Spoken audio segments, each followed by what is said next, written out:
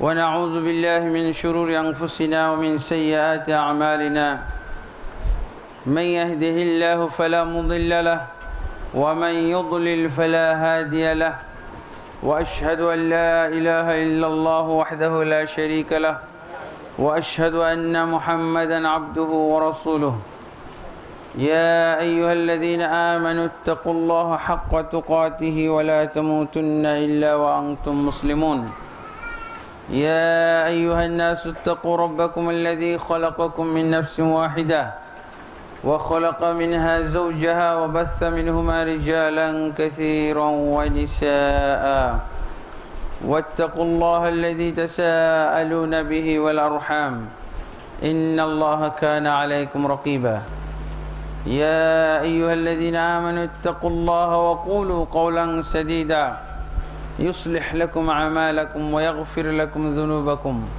ومن يطع الله ورسوله فقد فاز فوزا عظيما أما بعد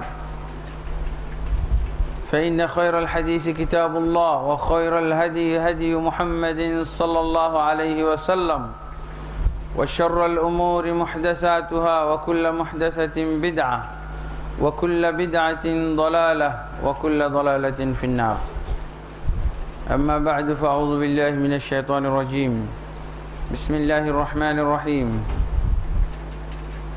يا أيها الذين آمنوا كتب عليكم الصيام كما كتب على الذين من قبلكم لعلكم تتقون أياما معدودات إلى آخر الآية وقال سبحانه فمن شهد منكم الشهر فليصم ومن كان مريضا أو على سفر فعدة من أيام أخر يريد الله بكم اليسر ولا يريد بكم العسر ولتكملوا العدة ولتكبروا الله على ما هداكم ولعلكم تشكرون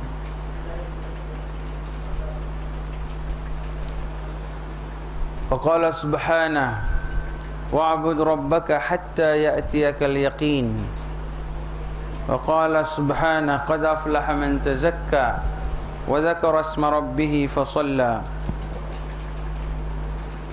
وقال النبي صلى الله عليه وسلم كان لكم يومان تلعبون فيهما وقد أبدلكم الله خيرا منهما يوم الفطر ويوم الأضحى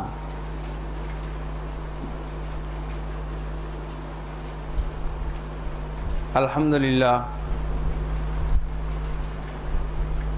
বহু প্রতীক্ষিত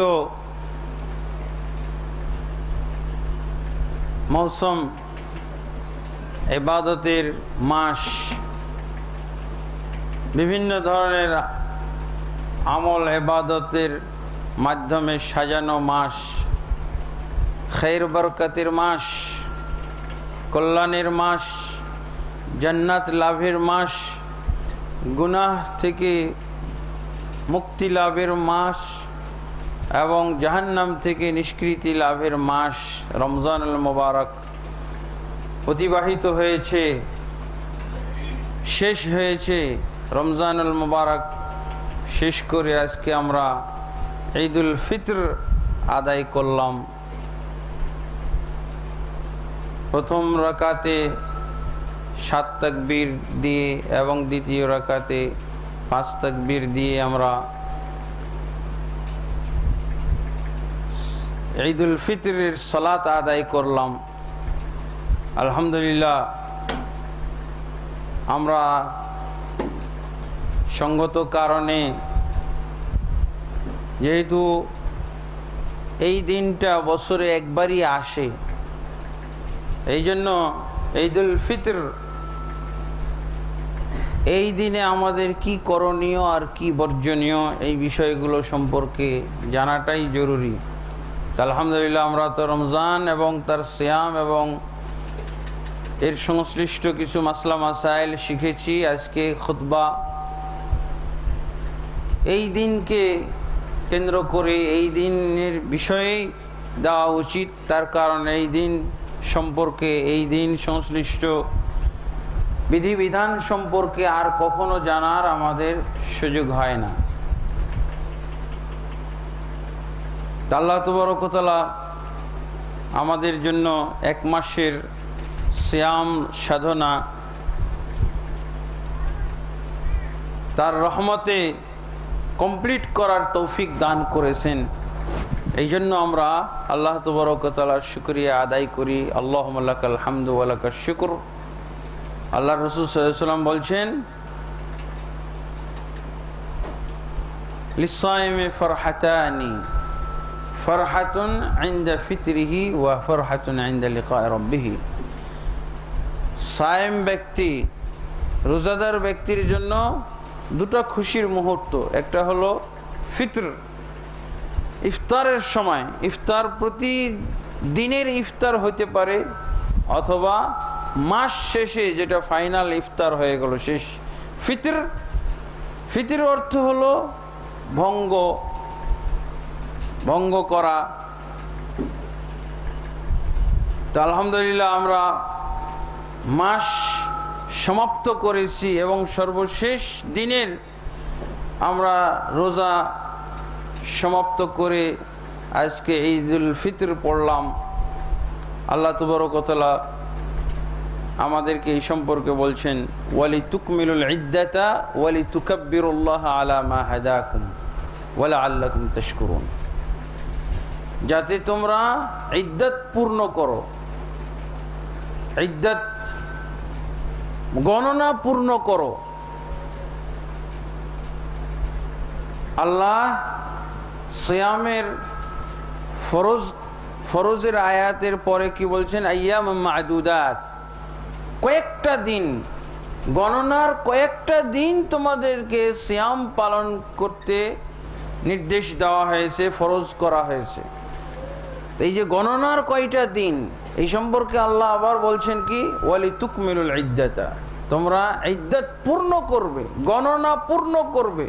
29 বা 30 দিন যে সিয়ামের জন্য বরাদ্দ করা হয়েছে, এটা পূর্ণ করতে হবে। যারা অসুস্থতার কারণে, সফরের কারণে, অথবা মহিলাদের মাসিক পিরিয়ডের কারণে পূর্ণ করতে পারছে না, তারা পরবর্তীতে যে কয়দিন রোজা ভাঙলো বা যে কয়দিন রোজা থাকে নাই, তার পরিবর্তে অন্য মাসে সেই পরিমাণ দিন সিয়াম পালন করবে। এইভাবে ইদ্দত পূর্ণ করতে হবে। ইদ্দত মানে গণনা পূর্ণ করতে হবে। আমরা সবসময় বলি যে একটা ইসলামী ব্যাকরণ, যে ইবাদত এবং আমল যখন কোনো সংখ্যা উল্লেখ করা হয়, এটা পূর্ণ করতে হবে। আল্লাহ বলছেন কি? ওয়ালি তুকমিলুল ইদ্দাতা, যাতে তোমরা ইদ্দতকে পূর্ণ করো, গণনাকে পূর্ণ করো। ওয়ালি তুকাব্বিরুল্লাহ, আর যখন গণনা পূর্ণ হয়ে গেল তখন আল্লাহর তাকবীর তোমরা পাঠ করবে। আলা মা হাদাকুম, আল্লাহ যে তোমাদেরকে হেদায়েত করলেন, দিক নির্দেশনা দিলেন, তৌফিক দিলেন এই সিয়াম পালন করার, এই জন্য তাকবীর, আল্লাহর মহানত্ব, আল্লাহর বড়ত্ব বর্ণনা করতে হবে। আল্লাহু আকবার, আল্লাহু আকবার, লা ইলাহা ইল্লাল্লাহ, আল্লাহু আকবার, আল্লাহু আকবার, ওয়ালিল্লাহিল হামদ। আল্লাহর রাসূল সাল্লাল্লাহু আলাইহি ওয়াসাল্লাম বা সালাফে সালেহিন ওয়ালি তুকাব্বিরুল্লাহ, আল্লাহ যে বললেন ইদ্দত পূর্ণ করার পর, গণনা পূর্ণ করার পর, 29 বা 30 পূর্ণ করার পর কি করতে হবে? আল্লাহই বলছেন তুকাব্বিরুল্লাহ আলা মা হাদাকুম, তোমাদেরকে যে আল্লাহ হেদায়েত করলেন এই আমলটা সম্পন্ন করার ব্যাপারে, এই জন্য তাকবীর পাঠ করতে হবে। তো তাকবীর পাঠ করা, এটা হলো ঈদের দিনের দোয়া, বিশেষ দোয়া, ঈদের দিনের বিশেষ দোয়া, লাইলাতুল কদরের বিশেষ দোয়া আমরা পড়েছি না? এরকম ভাবে ঈদের দিনের বিশেষ দোয়া, এই ছোট্ট দোয়াটা বারবার যে আমরা পড়াইলাম সালাতের আগে, এটাই হলো ঈদের দিনের সেই বিশেষ দোয়া, যার জন্য আল্লাহর রাসূল সাল্লাল্লাহু আলাইহি ওয়াসাল্লাম মহিলাদেরকে, এমনকি ঋতুবতী মহিলাদেরকেও ঈদের মাঠে নিয়ে আসতে বলেছেন। আল্লাহ রাসূল সাল্লাল্লাহু আলাইহি ওয়াসাল্লাম কি বলছেন? উম্মু আতিয়া রাদিয়াল্লাহু আনহা থেকে বর্ণিত, আমারানা রাসূল সাল্লাল্লাহু আলাইহি ওয়াসাল্লাম আন নুখরিজাল হুইয়াজ ওয়া যাওয়াতুল খুদুর ওয়াল আওয়াতিক ওয়া যাওয়াতুল খুদুর। আল্লাহ রাসূল সাল্লাল্লাহু আলাইহি ওয়াসাল্লাম আমাদেরকে আদেশ দিয়েছিলেন যাতে করে আমরা মহিলাদেরকে ঈদগাহের জন্য বের করে নিয়ে যায়, ঋতুবতীদেরকেও, এবং যারা যুবতী, যারা অত্যন্ত পর্দানসীন, বাড়ি থেকে বের হয় না, তাদেরকেও আল্লাহ রাসূল সাল্লাল্লাহু আলাইহি ওয়াসাল্লাম বের করার নির্দেশ দিয়েছিলেন। উম্মু আতিয়া রাদিয়াল্লাহু আনহা একজন মহিলা, যিনি এই দায়িত্ব পালন করতেন, মহিলাদেরকে সহ বের করে নিয়ে যেতেন। এবং ঈদের ক্ষেত্রে ঈদের সালাতের বিষয়টা অনেক আলেম বলেছেন যে জুমার সালাতের চেয়েও গুরুত্বপূর্ণ। জুমার সালাতেও তো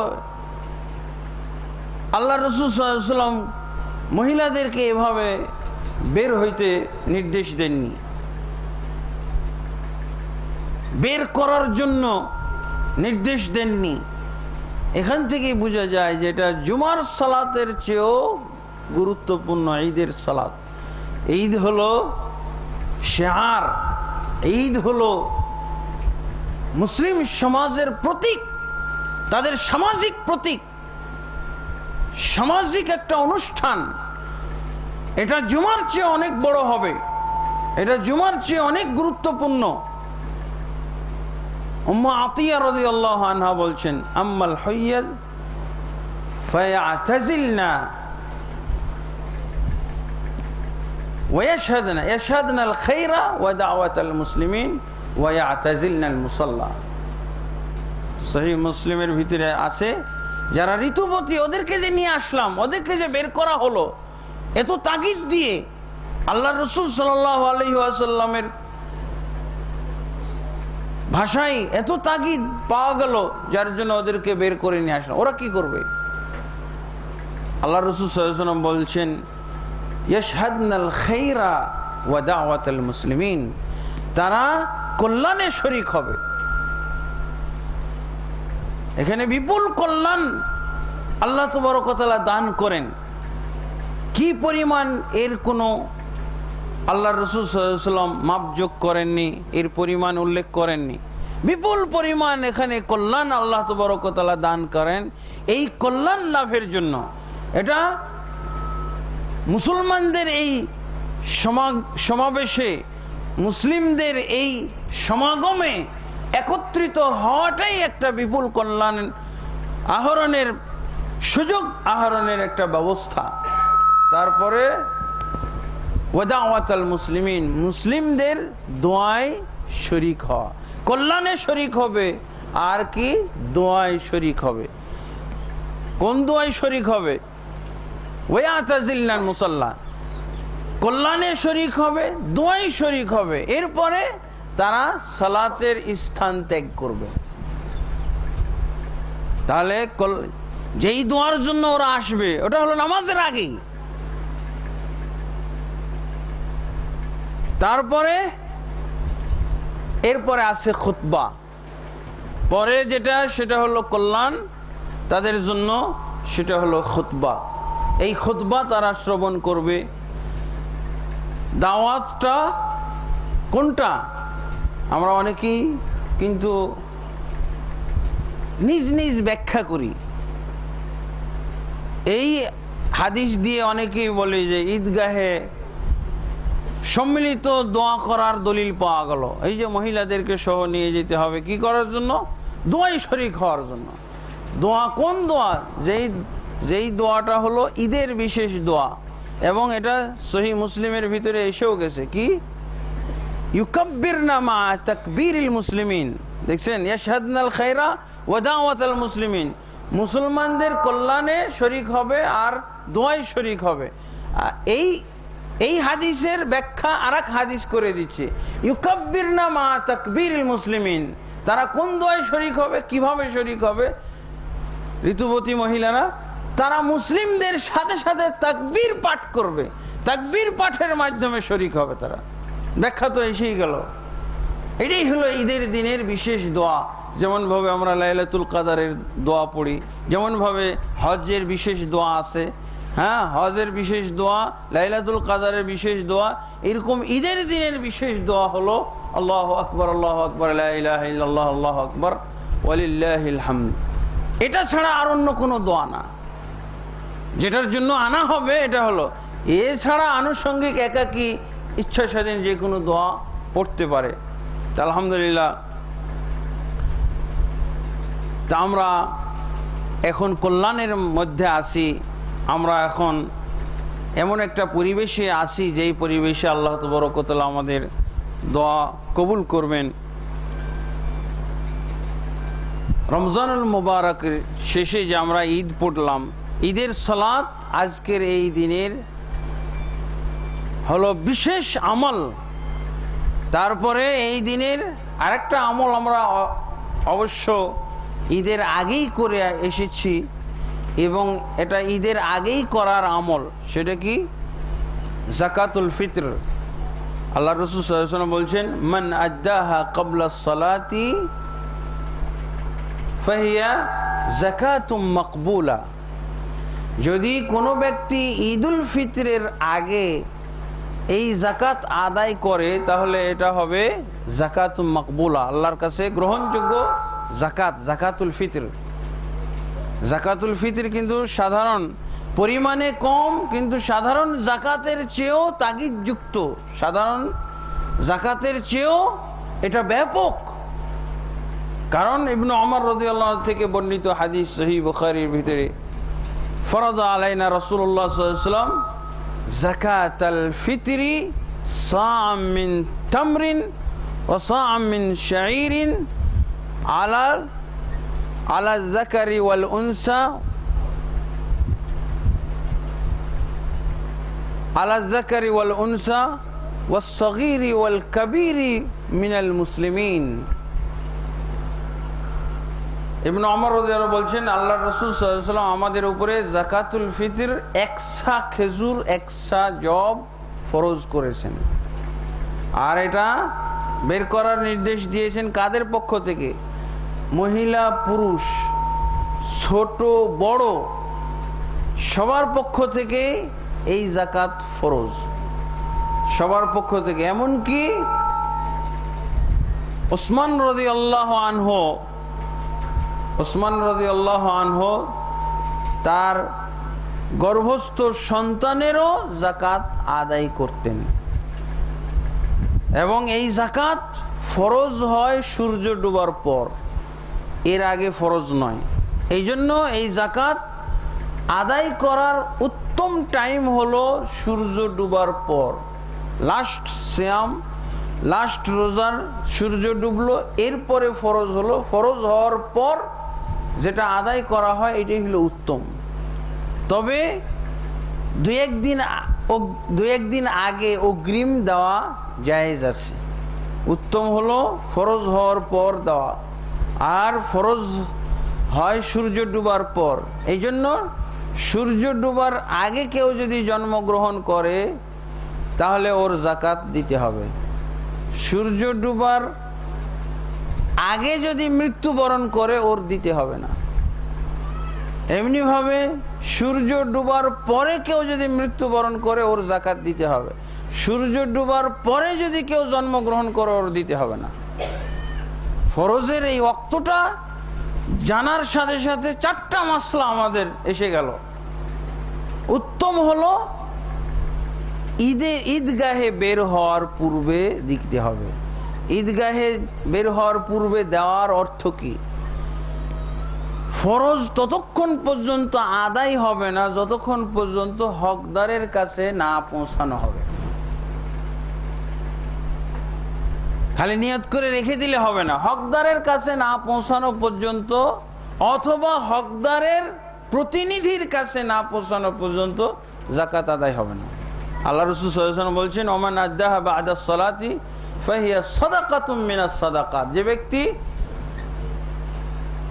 ঈদুল ফিতরের পরে এই যাকাত আদায় করবে এটা তার যাকাত হবে না, এটা সাধারণ সাদাকা। আর যাকাতের দায়বদ্ধতা তার উপরে থেকে গেল।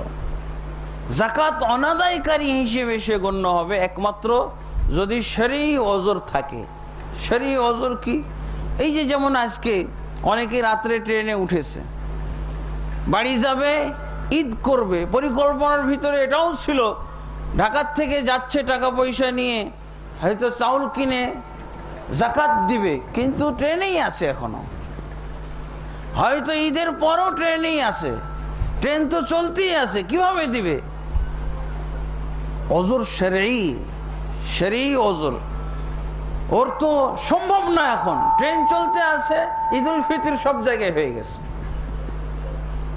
একমাত্র যেখানে অপারক, নিরুপায়, বাধ্য, এই ক্ষেত্রে কেবল পরে দেওয়া চলবে, এবং এই ক্ষেত্রে হয়তো মূল্য দিলেও চলবে, ট্রেনে একটা স্টেশনে থেমে গেছে গাড়িটা, ফকির দেখা যাচ্ছে, এই নাও নাও নাও যাকাতুল ফিতরের টাকা, এবার টাকা চলবে, এই ক্ষেত্রে টাকা চলবে, তাছাড়া তো আর উপায় নাই। কিন্তু অন্য সময় টাকা দিয়ে, এটা অবশ্য আমরা বারবার বলেছি, আবার পুনরাবৃত্তি করার দরকারই নাই। যাকাতুল ফিতর অবশ্যই পণ্য দিয়ে আদায় করতে হবে, যারা মূল্য দেয়, এটা বাঙালি যাকাত হবে, এটা বাইতুল মোকাররম ইসলামী ফাউন্ডেশনের যাকাত, বাংলাদেশি যাকাত হবে। আরবের নবী, মদিনার নবী রাসূলুল্লাহ সাল্লাল্লাহু আলাইহি ওয়াসাল্লাম যে যাকাতুল ফিতর ফরজ করেছেন, ওটা আদায় হবে না, কোশ্চিনকালও হবে না। একমাত্র এই যে অবস্থাগুলো বললাম, নিরুপায় অবস্থায়, অন্যথায় আল্লাহ রাসূল দুটো কথা বললেন, একটা বললেন কি, সা দিতে হবে, সা মানে পাত্র দিতে হবে। পাত্র দিয়ে কি দিতে হবে? দিনার দিতে হবে না দিরহাম দিতে হবে? পাত্র দিয়ে যাকাতুল ফিতরটা দিতে হবে কি দিয়ে? পাত্র দিয়ে মেপে, টাকা পয়সা মাপবেন, ডলার মাপবেন, টাকা মাপবেন, রুপি মাপবেন, কি মাপবেন? এই যে হাদিসে সাআম মিন তামরিন সাআম মিন শাঈর, আল্লাহ রাসূল সাল্লাল্লাহু আলাইহি ওয়াসাল্লামের যুগে খাদ্যদ্রব্য কি ছিল? খেজুর, জব, গম, পনির, কিশমিশ, শুধু খাদ্যদ্রব্যের নাম। কিন্তু ওই যুগে কি দিনার দিরহামের নাম পাওয়া যায় না হাদিসে? আল্লাহ রাসূল সাল্লাল্লাহু আলাইহি ওয়াসাল্লাম বলছেন 20 দিনার যদি কারো অর্থ টাকা থাকে 20 দিনার মতো, তাহলে তাকে যাকাতুল ফিতর আদায় করতে হবে রুবুল উশর। 20 দিনার যদি থাকে, তাকে রুবুল উশর দিতে হবে, 40 ভাগের 1 ভাগ দিতে হবে। এটা দিনার বলতে পারছেন আল্লাহ রাসূল, দিরহাম, তারপরে দিরহামের যাকাতের ক্ষেত্রে বলছেন 200 দিরহাম হলে এভাবে রুবুল উশর বের করবে, 40 ভাগের 1 ভাগ বের করে দেবে। আলহামদুলিল্লাহ, তাহলে দুইটা জিনিস, পাত্র দিয়ে মাপলে তো দিনার দিরহাম মাপা যাবে না, তারপরে পাত্র দিয়ে যা মাপতেন তারা, যাকাতুল ফিতর যা আদায় করতেন তার নামও বলে দেওয়া হলো। এরপরও কিভাবে টাকা, রুপি আর ডলার আর অন্য কিছু আসে, এটা যদি আমাদের ইমানি বিবেক থাকে, ইমান যদি আমাদের বিকৃত না হয়ে থাকে, তাহলে তো এছাড়া অন্য কিছু বুঝার উপায় নাই, সুযোগ নাই। কিভাবে আপনি বুঝবেন? মূল্য দ্বারা। তারপরে মোহাম্মদ বিন সালেহ আল উসাইমিন উনি বলছেন, ডাইরেক্ট যারা মূল্য দ্বারা ফিতরা দেয় তাদের ব্যাপারে বলছেন, মান আমিলা আমালান লাইসা আলাইহি আমরুনা ফাহুয়া রাদ্দুন।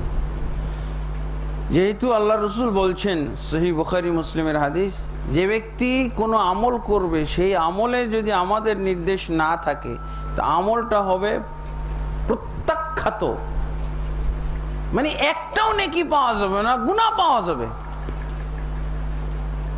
যে ব্যক্তি আল্লাহর এবং রাসূলের নির্দেশনা বহির্ভূত কোনো পন্থা পদ্ধতিতে আমল করবে সেটা পরিত্যাজ্য, প্রত্যাখ্যাত। শুধুমাত্র গোজামিল দিয়ে এটা চালানো হচ্ছে, এছাড়া কোনো উপায় নেই। আল্লাহ রাসূল বলছেন সা আর খাদ্যদ্রব্য, এই দুইটা মাপ, এই দুইটা জিনিস যদি আমরা হাদিস থেকে নেই তাহলে আর কোনো সুযোগ থাকে না টাকা পয়সা। একমাত্র এই যে নিরুপায় ব্যক্তির জন্য আছে, ওটার জন্য তো হাদিসও লাগবে না। ওটার নিরুপায় ব্যক্তি, আমার এটা হাদিস লাগবে, আমি উজু করলে তো আমার হাত পা ধুইতে হবে, আমার হাতই নাই পাও নাই, এটা আমার বুঝতে হবে যে আমার উজু হবে না, এটা ছাড়াই হবে। তো এইরকম নিরুপায় ব্যক্তির জন্য তা আলহামদুলিল্লাহ। এরপরে আসছে যাকাতুল ফিতর আদায় হলো। যাকাতুল ফিতর যতক্ষণ পর্যন্ত হকদারের কাছে না পৌঁছানো হবে ততক্ষণ পর্যন্ত আদায় ধরা হবে না। হকদার অথবা যিনি বন্টন করে দিবে তার হাতে দিতে হবে, অথবা হকদারের প্রতিনিধির কাছে দিতে হবে, তাহলে হবে। তা আলহামদুলিল্লাহ এই দুটো বিধান। তারপরে আরেকটা আমাদের জানতে হবে, ঈদুল ফিতর, ঈদ শব্দের অর্থ হলো, পরোক্ষ অর্থ হলো খুশি। আল্লাহ তাবারক ওয়া তাআলা বলছেন কুল বিফাযলিল্লাহি ওয়া বিরহমাতিহি ফাবিযালিকা ফালইফরাহু যালিকা খায়রুম মিম্মা ইয়াজমাউন। বলুন তারা যেন আল্লাহর অনুগ্রহ এবং আল্লাহর রহমত এই দুটি নিয়ে তারা খুশি করে, আনন্দ ফুর্তি করে। যালিকা খায়রুম মিম্মা ইয়াজমাউন, এটা তাদের জন্য যা কিছু আহরণ করে জীবনে তার চেয়ে উত্তম। তো এখানে আল্লাহ তাবারক ওয়া তাআলার আমরা অনুগ্রহ প্রাপ্ত হলাম, অনুগ্রহ প্রাপ্ত হওয়ার একটা উসিলা আমরা ধরলাম, সালাতুল ঈদ আদায় করলাম। আলহামদুলিল্লাহ এই সুযোগে আমাদের জানা দরকার যে আমাদের এই খুশির দিন যেটা বারবার আমাদের মাঝে ফিরে আসে, এই খুশির দিন হলো দুটি, ঈদুল ফিতর, ঈদুল আজহা। মুসলমানদের ঈদের দিন কয়টি? বাৎসরিক ঈদের দিন মাত্র দুটি। যারা এই দুটি ঈদ ছাড়া অন্য কোনো ঈদ স্বীকার করে, অন্য কোনো ঈদের অস্তিত্ব তারা স্বীকার করে, বেদাতি। আল্লাহ রাসূল সাল্লাল্লাহু আলাইহি ওয়াসাল্লাম যখন মদিনায় আসলেন, মদিনায় এসে দেখলেন মদিনাবাসীরা দুইটা দিনে খুশি পালন করে। ওয়াজাদাহুম ইয়াহতাফিলুনা বিঈদাইনি ফাকাল আলাইহি সাল্লাতু ওয়াসালাম কানা লাকুম ইয়াওমানি তালআবুনা ফীহিমা। আল্লাহ রাসূল সাল্লাল্লাহু আলাইহি ওয়াসাল্লাম বললেন, তোমাদের যে দুটি দিন ছিল, যেই দিনে তোমরা খুশি করতে, খেলাধুলা করতে, কাদ আবদালাকুমুল্লাহু খায়রাম মিনহুমা, আল্লাহ তাবারক ওয়া তাআলা তোমাদের জন্য ওই দুটি দিনের পরিবর্তে উত্তম, তার চেয়ে উত্তম দুটি দিন দান করেছেন। সেটা কি? ইয়াউমুল ফিতরি ওয়া ইয়াউমুল আযহা। ফিতর অর্থাৎ ঈদুল ফিতরের দিন আর ঈদুল আযহা। আল্লাহ রাসূল বললেন দুটি ঈদ, আর গণনা করে দেখাইলেন ঈদ কয়টা, বললেন দুইটা, ঈদুল ফিতর, ঈদুল আযহা। তো এখান থেকে আবার এই দুটি ঈদ থেকে আবার তৃতীয় ঈদ বের হয় কি করে? আবার সেটাই শ্রেষ্ঠ। কি বলতেছে? সকল ঈদের সেরা ঈদ নবীজির জন্ম ঈদ। আবার ওরাই হলো মোহাম্মদী ইসলাম। হ্যাঁ, ওরা হলো মোহাম্মদী ইসলাম, ওরা মুহাম্মদ সাল্লাল্লাহু আলাইহি ওয়াসাল্লামের দুশমন, ওরা মুহাম্মদ সাল্লাল্লাহু আলাইহি ওয়াসাল্লামের উম্মত থেকে বহিষ্কৃত। যতই মোহাম্মদী ইসলাম, মোহাম্মদী ওই যে নামের সাথে মিলে গেছে, দিওয়ান বাগি, বাগি মানেই হলো বিরুদ্ধাচরণকারী। হ্যাঁ, দিওয়ান বাগি এই গ্রুপটাই এই আবিষ্কার করেছে এবং এই স্লোগানটা তারা ছেড়ে দিচ্ছে, সকল ঈদের সেরা ঈদ নবীজির জন্ম ঈদ। এটা হলো বাগীদের কথা। বাগী মানে বিরুদ্ধাচরণকারী, সীমা লঙ্ঘনকারী। কিভাবে একটা বাঙালি নাম তাও আরবির সাথে মিলে গেছে, তাদের আচরণের সাথে মিলে গেছে। বাগী মানে হলো সীমা লঙ্ঘনকারী, বিরুদ্ধাচরণকারী। ফাসিক শব্দের মানে সমর্থবোধক শব্দ। ফাসিক একটা শব্দ আছে না, বাগী আর ফাসিক মানে একই শব্দে। আলহামদুলিল্লাহ আমাদের এই বিশ্বাস থাকতে হবে, আল্লাহ রসুল সাল্লাল্লাহু আলাইহি ওয়াসাল্লামকে যদি আমরা মহব্বত করি, তার আদর্শকে মহব্বত করি, তার বিধিবিধানকে মহব্বত করি, তাহলে আমাদের বিশ্বাস করতে হবে যে বাৎসরিক মাত্র দুটি ঈদ, ঈদুল ফিতর, ঈদুল আজহা, আর সাপ্তাহিক ঈদ ধরা হয় জুমার দিন। আলহামদুলিল্লাহ আজকে আমাদের দুই ঈদ একত্রিত হয়ে গেছে, দুই ঈদ একত্রিত হয়ে গেছে। এখানে কিছু আমাদের মাসলা জানা দরকার। দুই ঈদ একত্রিত হলে কি করণীয়, কি করতে হবে আমাদেরকে। আলহামদুলিল্লাহ এ সম্পর্কে আবু দাউদ, সুনান আবু দাউদের ভিতরে কয়েকটি হাদিস এসেছে, হাদিসগুলোকে সহি বলেছেন শেখ আলবানী রহমতুল্লাহ আলাই, সমর্থন করেছেন এবং সহি বলেছেন। عن زيد بن أرقم قال صلى النبي صلى الله عليه وسلم العيد ثم رخص في الجمعة। আল্লাহ রসুল সাল্লাল্লাহু আলাইহি ওয়াসাল্লামের যুগে একবার ঈদ, ঈদুল ফিতর বা ঈদুল আজহা, তার সাথে জুমার দিন একত্রিত হয়ে গেল। যায়েদ বিন আরকাম রাদিয়াল্লাহু হাদিসটি বর্ণনা করছেন। তো আল্লাহ রসুল সাল্লাল্লাহু আলাইহি ওয়াসাল্লাম ঈদ পড়ার পর রাখাসা ফিল জুমাতে, জুমা পড়ার ব্যাপারে রুখসত দিয়ে দিলেন। রুখসত দিয়ে দিলেন মানে ছুটি দিয়ে দিলেন। ফাকালা মান শাআ আন ইউসাল্লিয়া ফালইউসাল্লি, কিভাবে? যে ইচ্ছা সে সালাত পড়বে, জুমার সালাত পড়বে, আর যে ইচ্ছা পড়বে না। তারপর আরেকটা হাদিসের ভিতরে এসেছে আবু হুরায়রা রাদিয়াল্লাহু আনহু থেকে বর্ণিত হাদিস, আন্নাহু সাল্লাল্লাহু আলাইহি ওয়াসাল্লাম قال قد اجتمع في يومكم هذا عيدان, আজকের দিন তোমাদের দুটি ঈদ জমা হয়ে গেছে। দুটি ঈদ, একটা হলো বাৎসরিক ঈদ আর একটা হলো সাপ্তাহিক ঈদ, দুটি জমা হয়ে গেছে আজকের দিন। ফামান শাআ আজজাহু মিনাল জুমআতি, যে ইচ্ছা ঈদ পড়েই জুমার ব্যাপারে সে যথেষ্ট মনে করতে পারে, ঈদ পড়াকেই সে জুমার জন্য যথেষ্ট মনে করতে পারে। ওয়া ইন্না মুজাম্মিউন, তবে আমরা জুমা কায়েম করব, আমরা জুমা কায়েম করব। যে ইচ্ছা জুমায় উপস্থিত হবে, যে ইচ্ছা হবে না। এভাবে আল্লাহ রাসূল সাল্লাল্লাহু আলাইহি ওয়াসাল্লাম ঘোষণা দিয়েছিলেন। তবে হাদিসের এই অংশ ওয়া ইন্না মুজাম্মিউন, আমরা জুমা কায়েম করব, এর অর্থ হলো মসজিদে জুমা হবে, ইমাম জুমা পড়াবেন, কিন্তু এই পড়ানোটাও বাধ্যতামূলক না। যেহেতু জুমার সালাত সময় মতো হয়, জোহরের ওয়াক্তে জুমার সালাত হয়, এখন দেখা যাচ্ছে জোহরের ওয়াক্তে জুমার সময় মসজিদ সবসময় অন্যান্য দিন ভর্তি থাকে, অন্যান্য দিন মুসল্লিরা এই সময় হাজির আদায়, সালাত আদায় করে, অথচ ওই সময় মসজিদ একেবারেই খালি থাকবে, এটা যেন কেমন মনে হয়।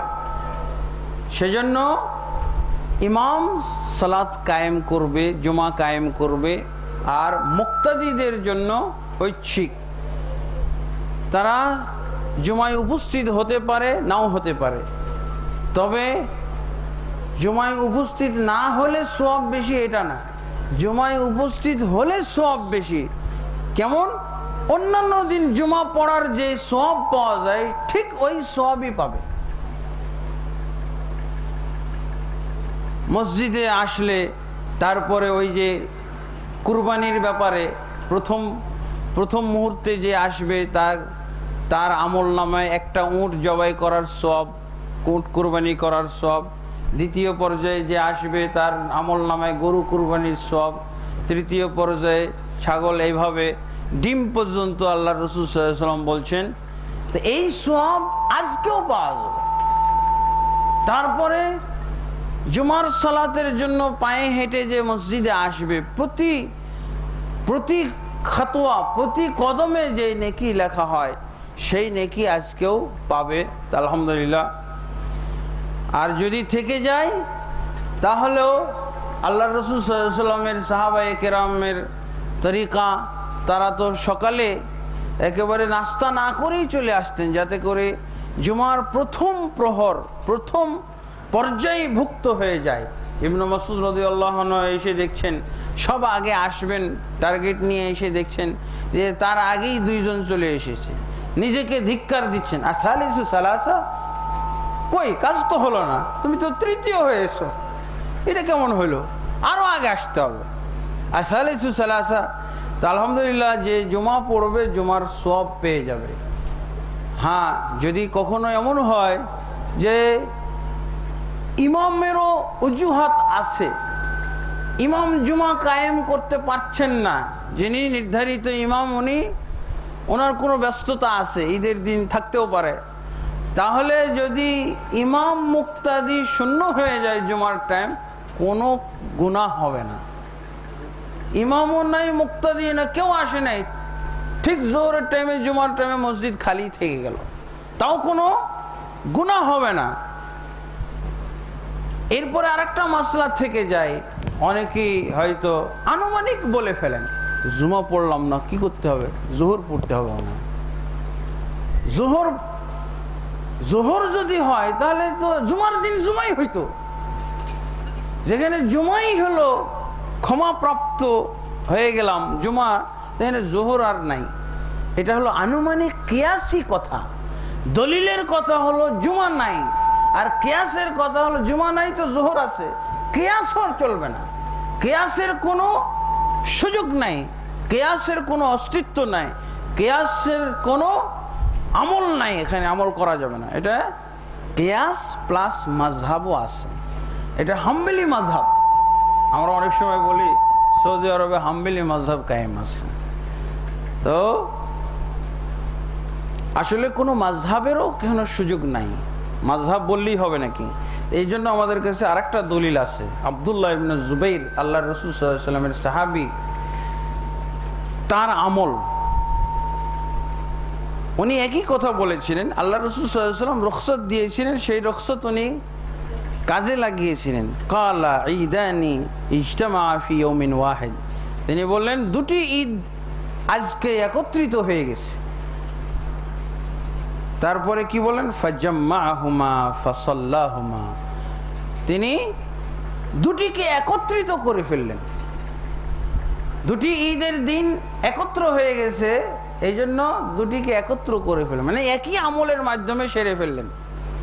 ফাসাল্লাহুমা রাকাতাইনি, দুই ঈদের 2 রাকাত পড়লেন, মানে শুধু ঈদের যে 2 রাকাত পড়লেন এটাই জুমারও 2 রাকাত বলে গণ্য হয়ে গেল, এটাও জুমার রাকাত বলে গণ্য হয়ে গেল। ওয়ালাম ইয়াজিদ আলাইহিমা, এই 2 রাকাতের আর বেশি 1 রাকাতও উনি পড়েননি। আব্দুল্লাহ ইবনে জুবাইর, আল্লাহ রাসূলের সাহাবী, আল্লাহ রাসূলের হাদিসের আমল, হাদিসের নির্দেশনা 1 নম্বরে কারা বুঝবে? সাহাবায়ে কেরাম না।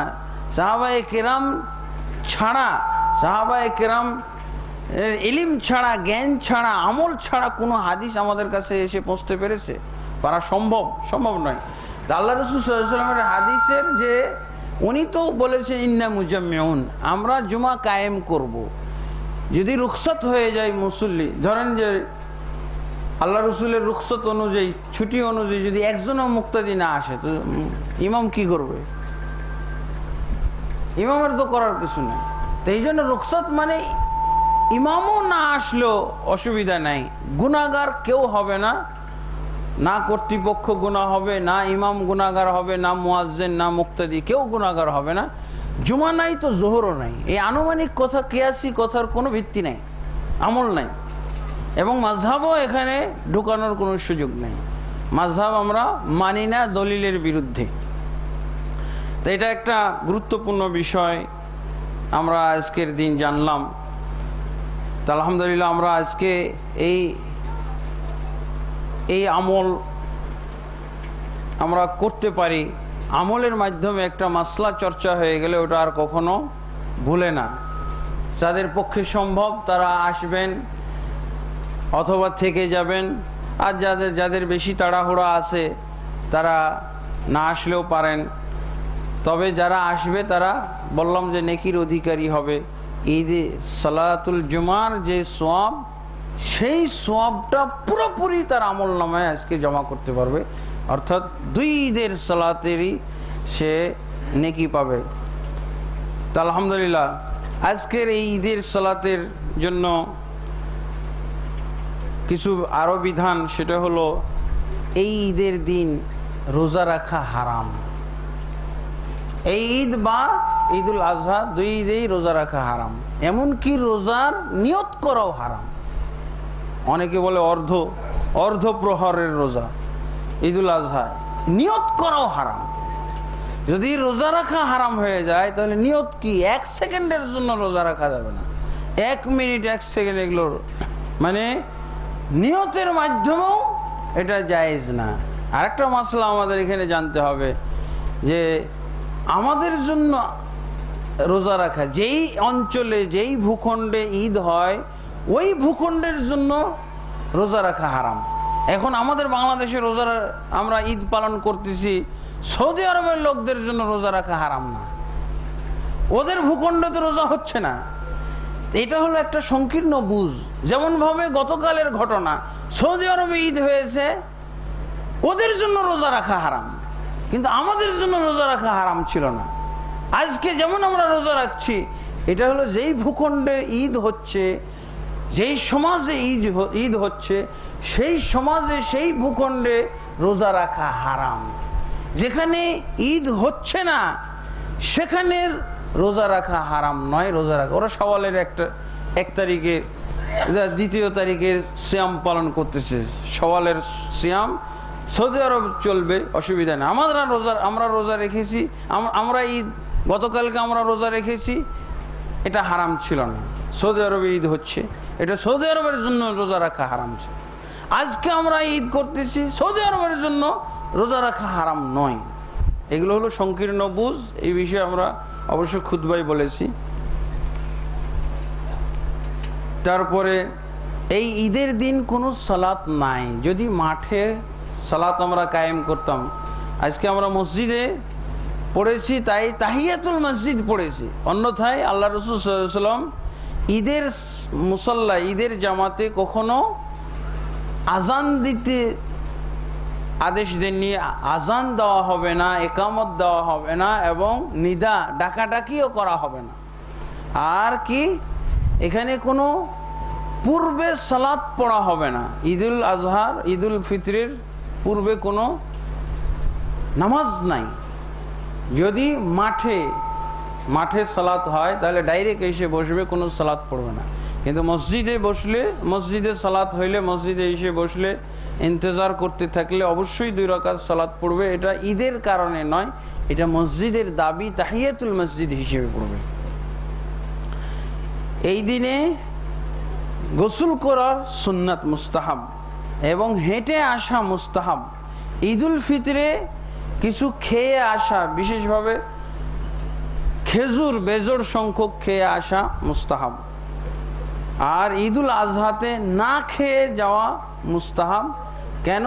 আল্লাহ রাসূল সাল্লাল্লাহু আলাইহি ওয়াসাল্লাম এসে নাস্তা করতেন, কুরবানির গোশত দিয়ে নাস্তা করতেন। আর ঈদুল আজহার ক্ষেত্রে এবং ঈদুল ফিতরের ক্ষেত্রে তাকবীর কখন থেকে কখন পর্যন্ত চলবে? আল্লাহ তো বলছেন ইদ্যত পূর্ণ হলে, সূর্য ডুবে গেলে ইদ্যত পূর্ণ, গণনা পূর্ণ, তখন থেকেই তাকবীর শুরু হবে। তাকবীরটা চলবে সালাত পর্যন্ত, সালাতের পূর্ব পর্যন্ত ঈদুল ফিতরের তাকবীর। সূর্য ডুবার পর থেকে সালাতুল ঈদ শুরু হওয়ার, নামাজ শুরু হওয়ার পূর্ব পর্যন্ত তাকবীর, এরপরে আর তাকবীর নেই, তাকবীর শেষ। এই হলো শুরু। আর ঈদুল আজহার ক্ষেত্রে আরাফাতের ফজর থেকে তাকবীর, বিশেষ তাকবীর। সাধারণ তাকবীর তো 1 তারিখ থেকে, ঈদুল আজহার 1 তারিখ থেকে, আর বিশেষভাবে তাকবীর শুরু হবে আরাফাতের ফজর থেকে 13 তারিখের আসর পর্যন্ত, মানে সূর্য ডুবার পূর্ব পর্যন্ত চলবে তাকবীর, আল্লাহু আকবার আল্লাহু আকবার লা ইলাহা ইল্লাল্লাহ আল্লাহু আকবার আল্লাহু আকবার ওয়ালিল্লাহিল হামদ। ঈদের দিন নতুন কাপড় পরা এবং পরিষ্কার পরিচ্ছন্ন কাপড় পরা উত্তম। আল্লাহ রসুল সাল্লাল্লাহু আলাইহি ওয়াসাল্লামের সুন্নাহ, আল্লাহ রসুল সাল্লাল্লাহু আলাইহি ওয়াসাল্লাম তাই করতেন। তারপরে ঈদের দিন তাহনিয়া জানানো, এটাও একটা সুন্নাহ। তাহনিয়া বলতে মুবারকবাদ জানানো, হ্যাঁ, একজন আরেকজনকে যে স্বাগত জানানো, মুবারকবাদ জানানো, এটা একটা সুন্নাহ। তবে কিভাবে জানাবেন, এটা একটা ইসলামী পদ্ধতি আছে, সেটা হলো দোয়া। সাহাবায়ে কেরাম একজন আরেকজনকে তাহনিয়া দিতেন, মুবারকবাদ জানাতেন। সেটা কি? তাকাব্বালাল্লাহু মিন্না ওয়া মিনকুম সালিহাল আমাল, এটা হলো তাহনিয়া। কোলাকুলি, এটা এই যে মানাকা করা, ঘাড়ে ঘাড় লাগানো, এটা ক্ষেত্র বিশেষে সুন্নাহ আর ক্ষেত্র বিশেষে বেদাত। একসাথে সবাই মিলে গাড়িতে আসলাম আর ঈদের সালাত শেষ হলো আর কোলাকুলি শুরু করে দিলাম, এটা হলো ঈদের ক্ষেত্রেও ঘটতে পারে। কাদের? যেমন ঈদের ছুটির কারণে দেখা গেছে যে অনেকের সাথে নতুন দেখা হলো, অনেক দিন পর দেখা হলো, এদের সাথে আমার মুআনাকা হইতে পারে, কোলাকুলি যেটাকে আমরা বলি, ঘাড়ের সাথে ঘাড় লাগানো, এটা হইতে পারে। কিন্তু যার হাত ধরে ধরে আসলাম, একই গাড়িতে আসলাম, এদের সাথে কোলাকুলি না, মানে অনেক দিন পর দেখা হলে এটা সুন্নাহ। আর এইভাবে আমরা যেভাবে করি, বাস পাশের জনের সাথে আগেই সালাম মুসাফা, তারপরে আবার সালাত, এটা মনে করা হয় এটা সালাতের সুন্নাত, কিন্তু আসলে ওটা স্বতন্ত্র সুন্নাত। এটা কি জন্য হবে? অনেক দিন পর পরিচিত বা ঘনিষ্ঠ আত্মীয় কারোর সাথে দেখা হলে তার সাথে এরকম মুআনাকা করাটা হলো সুন্নাহ। যার সাথে সবসময় দেখা সাক্ষাৎ হয় এর সাথে এটা করা সুন্নাহ নয়, বেদাত। তো আলহামদুলিল্লাহ, এটা গেল। আর কিছু আমাদের ঈদুল ফিতরের বেদাত চর্চা যে হয়, বেদাত এবং গুনাহ চর্চা, এই দিকেও কিছু দৃষ্টিপাত করা উচিত। আমরা মনে করি যে ঈদের রাত জেগে থাকা হলো একটা মানে আমল, সৎ আমল, কিন্তু এটা আসলে জাল হাদিস ভিত্তিক একটা আমল। যে ব্যক্তি ঈদের রাত জেগে থাকে ওই ব্যক্তির অন্তর কখনো মৃত্যুবরণ করে না। যারা ঈদের রাত্রে জেগে থাকে ওই ব্যক্তির অন্তর সবসময় জীবিত থাকে, মরে না। এটা একটা জাল হাদিস। আসলে আল্লাহ তাবারক ওয়া তাআলা রাত দিয়েছেন ঘুমানোর জন্য, তাহাজ্জুদ পড়বো, ঘুমাবো, কিন্তু এভাবে রাত জাগে অনেকেই দেখা যায় যে শুধু রাত জেগে এই সওয়াব নিতে চায়, আসলে কোনো ইবাদতও করে না, গল্প গুজব আড্ডা মেরে রাত জেগে মনে করে যে এই হাদিসের ফজিলত লাভ করলাম। এটা জাল হাদিস ভিত্তিক আমল। তারপরে আমরা এই ঈদের দিন মনে করি যে এই ঈদের দিনে গান, বাদ্য বাজনা, নৃত্য, সিনেমা, নাটক, এগুলো দেখা হলো ঈদের দিনের একটা আমল। এটা মুসলমানদের আমল না, এটা বিধর্মীদের এগুলো আমল। আমাদের ঈদের দিনে এগুলো হওয়া মানে কি? আমাদের ঈদের দিনের অবমাননা, আমাদের ঈদের দিনকে খাটো করা হয়। আর যদি এই হতভাগা মুসল্লি সালাত, আর যারা ঈদের সালাত পড়ে, রমজানের সিয়াম পালন করেছে, আবার ঈদের সালাতও পড়েছে, এরপরও এগুলো করে, এগুলো তো আরো দুঃখজনক। এগুলো শয়তানি কাজ এবং গান বাজনা, এটা সবসময় হারাম, স্থায়ী, চিরস্থায়ী হারাম। ومن الناس من يتخذ من دون الله لعبا। আল্লাহ তাবারক ওয়া তাআলা বলছেন লোকদের ভিতরে অনেকেই আছে যারা ইশতারি লাহওয়াল হাদিস। ومن الناس من يتخذ من دون الله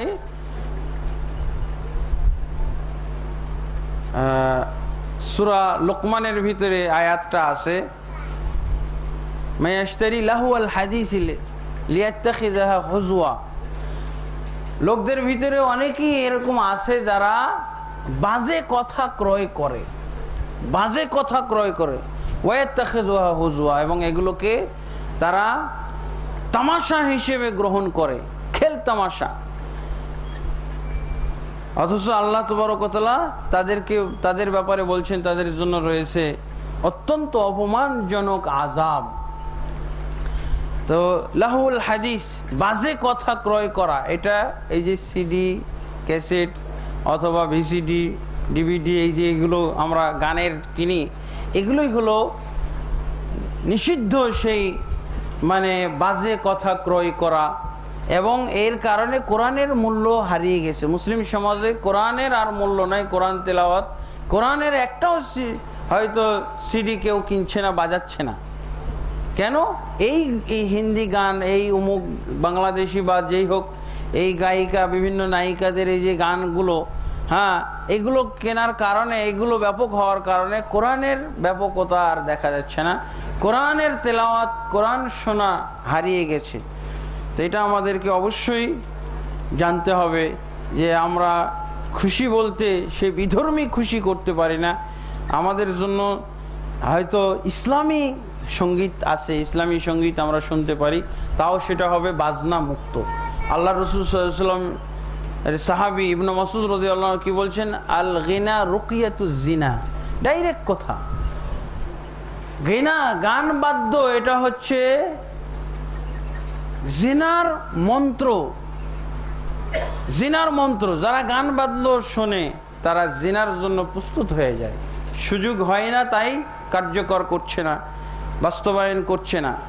তা আলহামদুলিল্লাহ এই বিষয়গুলো আমরা খেয়াল রাখবো। তারপরে ইখতিলাতুন নিসা, নারী পুরুষের যে ব্যাপকভাবে মেলামেশা, ব্যাপকভাবে সংমিশ্রণ, আত্মীয়র বাড়িতে, তারপরে বিভিন্ন স্পটে, পার্কে, বিভিন্ন বিনোদন এরিয়ায়, এই যে নারী পুরুষের সংমিশ্রণ, এটা সম্পূর্ণ হারাম। এটার ব্যাপারে আমাদেরকে সতর্ক হতে হবে এখানে। তারপরে এই দিনে যেন পর্দা, এমনকি যারা পর্দা করে অন্য সময় তারাও বেপর্দা হয়ে যায়। পর্দা একটা মহিলাদের জন্য স্থায়ী বিধান। এটা ঈদের দিনের জন্য ছুটি, পর্দার ছুটি হয়ে গেল তা না। হ্যাঁ, কোনো ইসলামে হালাল হারামের কোনো ছুটি নাই, ইবাদতের কোনো ছুটি নাই, আমলের কোনো ছুটি নাই। এগুলো সব সময় চলবে, সর্বাবস্থায় আমাদেরকে পালন করতে হবে। তা আলহামদুলিল্লাহ এরপরে আমি আল্লাহ রাসূল সাল্লাল্লাহু আলাইহি ওয়াসাল্লামের সুন্নাহ মোতাবেক একটা বিষয়ের দিকে আমি দৃষ্টি আকর্ষণ করছি। আল্লাহ রাসূল সাল্লাল্লাহু আলাইহি ওয়াসাল্লাম ঈদুল ফিতর আর ঈদুল আজহার খুতবায় তিনি শেষের দিকে সাদাকার প্রতি উদ্বুদ্ধ করতেন। আল্লাহ রাসূল সাল্লাল্লাহু আলাইহি ওয়াসাল্লামের খুতবার একটা বিশেষ অংশ ছিল সাদাকার প্রতি উদ্বুদ্ধ করা। তো আলহামদুলিল্লাহ আমরা যে মসজিদে আছি, এই মসজিদের ব্যাপারে বারবার আমাদের কাছে আবেদন পেশ করা হচ্ছে। আমরা এই মসজিদটা শুরু করব, মসজিদ ফাউন্ডেশন দিব, এই মসজিদ আমাদের বহুতল মসজিদ হবে। তো আলহামদুলিল্লাহ আমরা এই খুতবার শেষে মহিলাদেরকেও দৃষ্টি আকর্ষণ করছি এবং পুরুষদেরকেও দৃষ্টি আকর্ষণ করছি যে আমরা রমজান মাসে একটা বলা যায় ডেলং প্রোগ্রামই করেছি।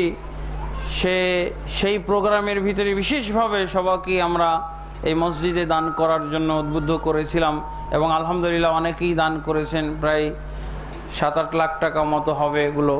তো আলহামদুলিল্লাহ আমরা এই মসজিদ খুব অল্প সময়ের মধ্যেই শুরু করতে যাচ্ছি। তা আপনারা এখানে একটা বাজেট করেন। কেউ কেউ পরামর্শ দিয়েছেন যে আমরা 1 লাখ টাকা করে দিব। 1 লাখ টাকা হলো লাস্ট টার্গেট। তবে প্রতি মাসে মাসে 5,000 10,000 এরকম করে দিতে হবে। একদিনে তো আর মসজিদ কমপ্লিট হবে না। তা আমরা আল্লাহর কাছে একটা ঋণী হয়ে যাই। হ্যাঁ, ওয়াদা করি আল্লাহর কাছে, দিয়ে আমরা অনেক মানুষের কাছে তো ঋণী আছি, আল্লাহর কাছে একটু ঋণী হই। এই মসজিদকে কেন্দ্র করে আল্লাহর কাছে ঋণী হয়। আল্লাহ 1 লক্ষ টাকা করে আমরা 50 জন, হ্যাঁ, ইতিমধ্যে অনেকেই এই চিন্তা ভাবনার ভিতরে বা এই পরিকল্পনার ভিতরে এসেছেন। কয়েকজন ওয়াদা করেছেন ওনারা 1 লাখ টাকা করে দিবেন, কিন্তু এটা মাসে মাসে পরিশোধ করতে থাকবেন। তা আলহামদুলিল্লাহ আমরাও ওয়াদা করতে পারি এবং আল্লাহর এই মসজিদ গড়ার জন্য, মসজিদ নির্মাণের জন্য আল্লাহর সাথে ঋণ চুক্তিতে আবদ্ধ হইতে পারি।